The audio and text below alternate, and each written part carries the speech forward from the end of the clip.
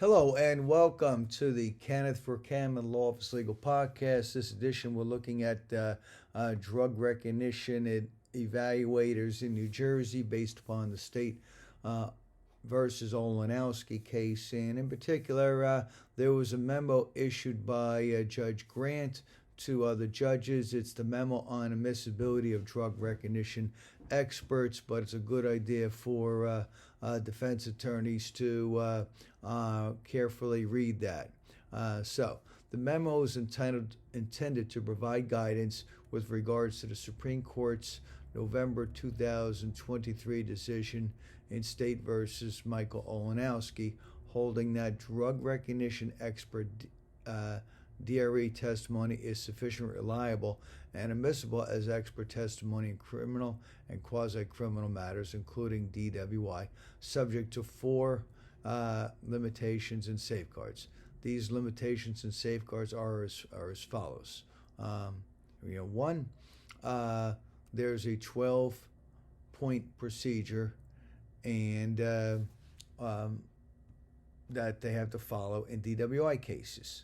So now, when there's the breath test, the alcohol test machine can detect blood alcohol, and if it's a .08 or over, it's a per se violation. But there's no similar violation for people who are caught with impaired drugs in their system.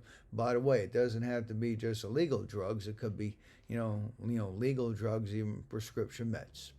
So the court in Olenowski II applied the new standard for assessing the reliability of expert testimony in criminal quasi-criminal matters. Let's see. So the standard involves a multi-factor test, first established in what was called Daubert versus Merrill Dow Pharmaceuticals, rather than following the Fry versus United States standard. In Olenowski, the court also determined that de novo is the appropriate review for Daubert-based expert reliability determinations in criminal appeals.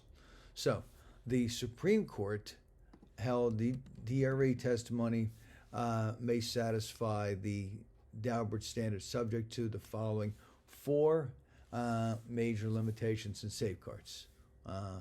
One, the DRE may opine, gives opinion, only that the evaluation is consistent with the driver's ingestion or usage of drugs, not that it was actually caused by drugs. The DRE's expert opinion testimony must not go further than that, and proof of consistency can be pertinent as one component within the totality of the evidence to support an inference that drugs caused a driver's impairment. So it's not just that they tested positive or admitted that they took some kind of drugs.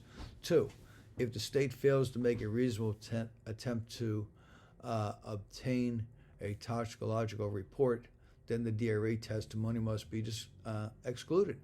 The court held it's preferable to obtain a blood sample rather than a urine sample. If the court finds no reasonable attempt was made, despite its feasibility, the DRE evidence shall be excluded. However, if the state establishes reasonable justification for lack of toxicology report, the DRE evidence is admissible subject to defense impeachment and counterproofs. Next, the defense must be afforded a fair opportunity to impeach the DRE, and the court cautioned positive DRE opinion does not constitute per se guilt, similar to the alcohol test. Instead, DRE evidence must be considered by the trier of fact with the remaining evidence in determining whether or not the state has satisfied their proof. The Supreme Court noted trial judges must ensure that DRE expert witnesses reliably follow these standards. So it's also not automatic that someone's an expert merely because they have a piece of paper that says I'm certified by the International Chiefs of Police. For more information on drug and DWI and criminal cases, visit website N.J.S.A.laws.com. And for representation, contact Ken Vercammen's office in Edison at 732-572-0500. Thank you.